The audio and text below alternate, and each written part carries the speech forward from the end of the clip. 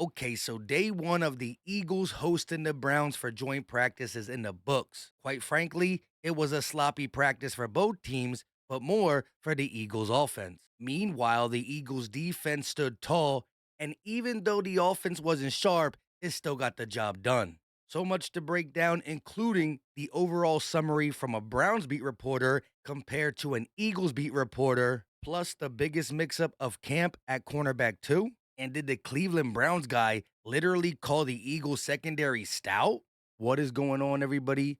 I go by Philly Mike, and this is the Philly Talk Podcast. If you rock with our Philadelphia Eagles, hit the like, subscribe to the channel, and turn on that notification bell so you don't miss the videos. So it was an up and down day for the Eagles offense versus the Browns defense. However, the Browns offense could not score a single touchdown versus this Eagles defense in 11 on 11s. Even when the situation was red zone drills, the Eagles held them out. But before we talk about the defense and how Vic Fangio gave all three corners trying to win the CB2 spot first team reps, I'm talking to Dory Jackson, Kelee Ringo, and Jacorian Bennett, and honestly, the newcomer from the Raiders who definitely showed the production that he can play with in Las Vegas, probably had the worst day. We're not going to judge one player off one day, as I talked about for Kelee Ringo, but we definitely got to break it down today.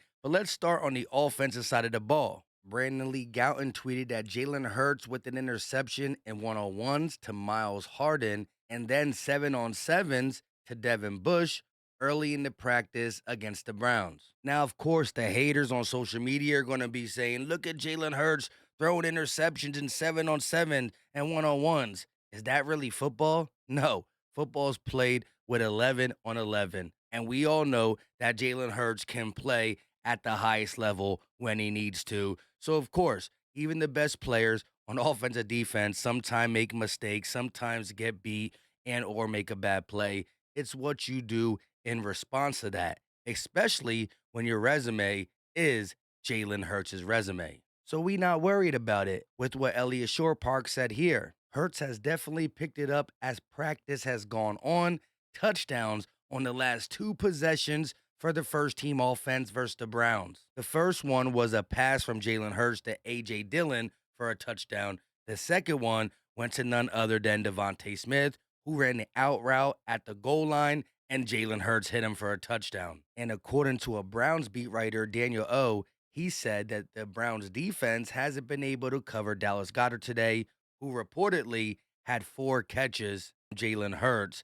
Another guy who was stepping up was Johnny Wilson. Not only did he catch a big-time contested ball from Jalen Hurts, Tanner McKee had a awesome deep completion to Johnny Wilson, who has come on strong the last week or so. That was a great catch. So he's following up the big game against the Bengals with some nice joint practices versus the Browns, which is great news. You can't teach the size and catch radius that he has. I liked him out of college, and I'm glad he's stepping up. As for the offense overall, especially the pass game, it could have been better. Jalen Hurts later threw an interception in 11 on 11. The Browns sideline was celebrating, ha ha, he. Remember, we're Super Bowl champs. We're going to get everybody's best, even if it's in practice. That being said, Jalen Hurts took a couple sacks. That interception, it wasn't his best practice. Wasn't the offensive line's best practice, as Mulata got beat by Myles Garrett and another Browns defensive player. So it was a rough day for the Eagles offense, but the run game was working. Whenever the Eagles did a run play, according to Jeff Kerr, it looked like last year. Big holes opening for Saquon Barkley, even from Jordan Mulata's side, who struggled in pass pro today. But at least when we were put in 11 on 11 situations, we scored. So it is what it is. Remember last year, we were 2-2. Things weren't looking right, but it's not how you start, it's how you finish. And we're not even talking about looking bad in the game. It's practice. Lastly, on the offense, John McMullen did tell us that Eagles Landon Dickerson underwent surgery today for his meniscus injury. The hope is he will be back early in the season against the Cowboys, but at least early in the season. Oh, and let's not forget about the fight that happened at Eagles Browns joint practice. Elliott Shore Park said fight happened at the end of a special team rep. Unclear who started it, but a huge group of players formed to try to break it up, though. Now to the defense, and of course, everybody's looking at the cornerback two spot and safety two spot. So let's just talk about who was out there first in 7-on-7. Cindy Brown got the nod, and so did Adoree Jackson. However, they rotated Andrew Makuba and Cindy Brown, but not as heavy as they rotated Adoree Jackson, Kelee Ringo, and Jacorian Bennett, especially in 11-on-11s when we were trying to see what we could really do. As for today, didn't really hear Adoree Jackson make too many mistakes. Kelee Ringo, according to Jimmy Kemsky, had a play against Jerry Judy where he could one, go for the pass breakup or INT if it was a bad throw, two, try to break up the play by hitting Judy, or three, concede the catch and make sure he made the tackle. And again, according to Jimmy Kemsky, Ringo went for option number one, but it looked to me like he hesitated, which made him late to get there. He didn't really even come close to a PBU, in my opinion, as Judy made the catch.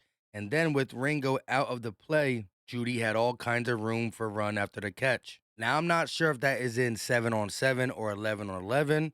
Ringo, you got to be better than that. But that was the only play that was talked about negative as it pertains to Kelee Ringo. Just for GP, Jerry Judy was 6th in receiving yards in 2024 last year, which I didn't know until I just looked up. As for the former Las Vegas Raider, now Philadelphia Eagle, Jacorian Bennett, he started off with a nice PBU on Jerry Judy, which was impressive to Brennan Lee Gouton. However, later in practice, he tweeted this: Jacorian Bennett has struggled since the PBU early in practice. He's allowed multiple receptions, one for a touchdown, and just got flagged for DPI. Now, you might be thinking, Philly Mike, you said that the Browns didn't score. They didn't in 11-on-11s. The touchdown was 7-on-7s, which we weren't really counting because it's not the full team. However, their multiple receptions were not all from Jerry Judy. Multiple Browns wide receivers got him. But again, it's day one of him really practicing with the Eagles. Different team. I'm going to give him time too. I need the full landscape of training camp and preseason to see who's going to surface for CB2, or we really might have to call Gilly and or Asante Samuel Jr. Howie, make sure you're paying attention. Let me just say this. Fangio, after these joint practices and preseason game, is probably going to have a more definitive answer on CB2, or at least who's not doing what he wants him to do.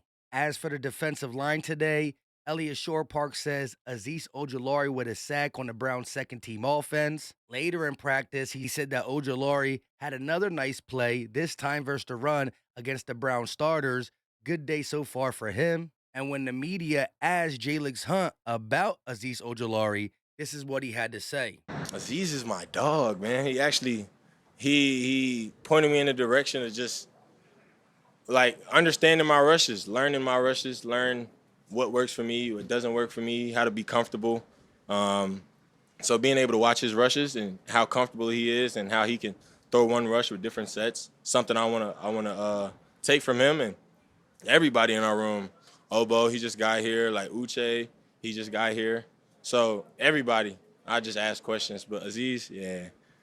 I guess they're dogs, but I like what he said about Ojulari helping him become a better pass rusher.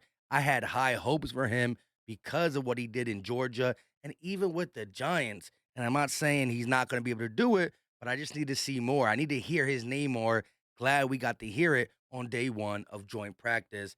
Lane was asked about who's impressing on the D line, and this is what he said. But listen what he says at the end. Well, I told y'all Josh before the season. I think he's really had a good camp.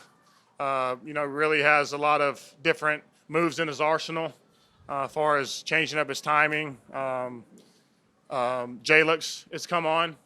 Nolan's is starting to come on past week, getting back in the groove of things. Guess interior-wise, Cam's, I think, doing pretty good. Had a good game the other day, but Morrow, I think Morrow's really, really doing well. Obviously JC is who he is, but Morrow is probably one of the more slept on guys. But take it from me, man, he's the real deal. Works his tail off. Probably one of the hardest workers we have. So out of all those guys, them. He gave props to the edge rushers, but when he talked about the interior, He said, "We already know who JC is." And he had big things to say about Ojomo. And he used the word trust me. And in Lane, I'm trusting. By the end of the season, Mora Ojomo might be considered a top 10 defensive tackle throughout the whole NFL. He's going to be known by more than just Eagle fans and analysts. He's going to be known by the everyday NFL watcher. And it's crazy because he was a what, fifth or sixth, maybe seventh round pick. And he just worked. As Lane Johnson said, he's one of the hardest workers on the team. And you can see the growth.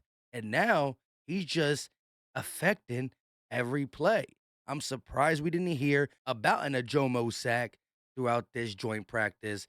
With that being said, the defense didn't do nothing fancy, like get a bunch of sacks, force fumbles, interception, but we kept them out of the end zone in 11 on 11, which is the most important drills. I do want to mention a Quinyon Mitchell versus Jerry Judy rep 1-on-1 in the beginning. Jerry Judy kind of gave it to Quinyon Mitchell, but he followed it up by absolutely shutting him down. So again, you might get Quinyon Mitchell once, but you won't get him back-to-back times. Every cornerback gets beat. You might say, well, why are you so hard on Kelee Ringo or Jacorian Bennett or Dory Jackson? Their resumes ain't Quinyon's. That's why. A good corner gets beat, you can trust it ain't going to happen again. A bad corner gets beat, it's going to happen again and again and again. But I'm still hopeful that one of these guys prevail to be a decent to good CB2 or how he's going to get on the phone.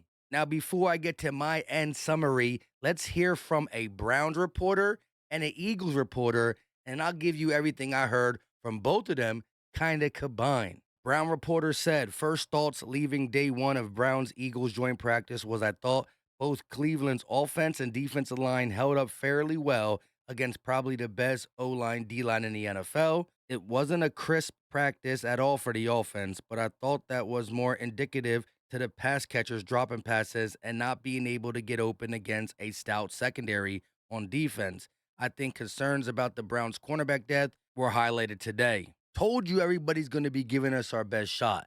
He literally said, held up fairly well.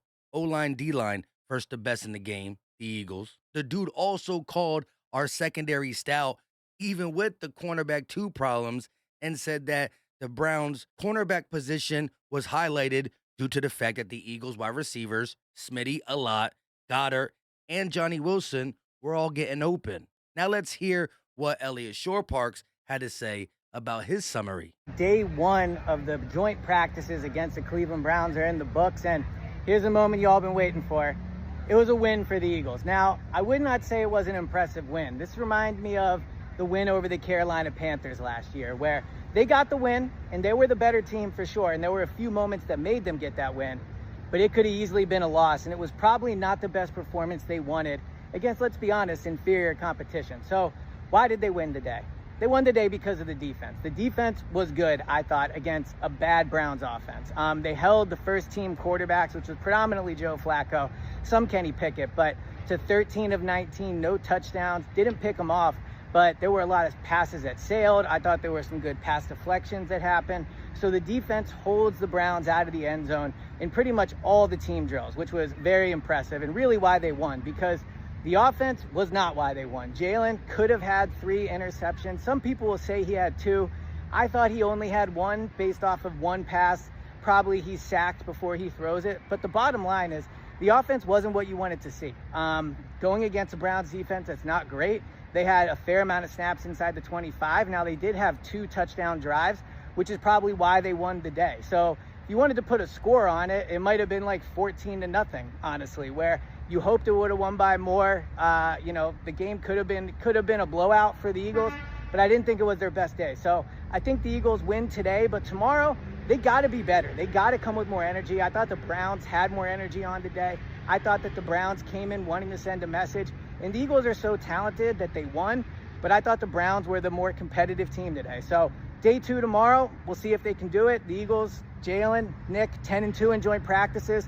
We'll see if they can get to 11-2 tomorrow. So when I listen to both these guys and all the other beat writers out there, I feel like the Eagles still were the better team, made more plays, but we lacked energy, we lacked execution, we turned the ball over too much, but we still got it done because when push comes to shove, we just a better team.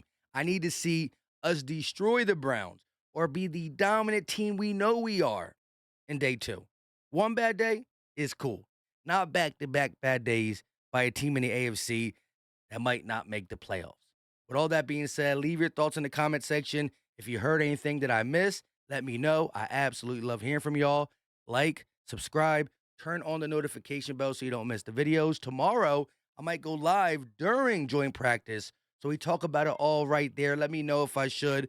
Until next time, you know what time it is. Comment, muscle up, we out.